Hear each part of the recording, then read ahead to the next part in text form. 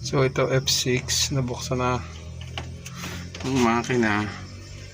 Ang problema nito, dumadami yung tubig dun sa reserve. So napupuno to. Then kapag napuno, umaawas, nakukulang tubig sa radiator, tumataas ang ating temperature.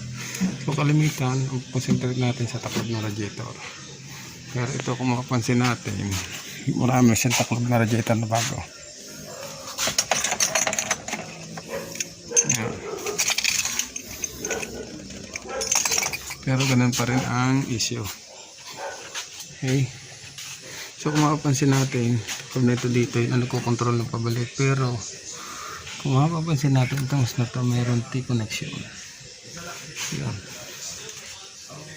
Ibig sabihin may isa pang pinanggagalingan ng pambalik ng tubig. At nang ma-check natin dito sa thermostat housing, sa radiator nya yung nakalagay dito, ito yung hose na kadugtong.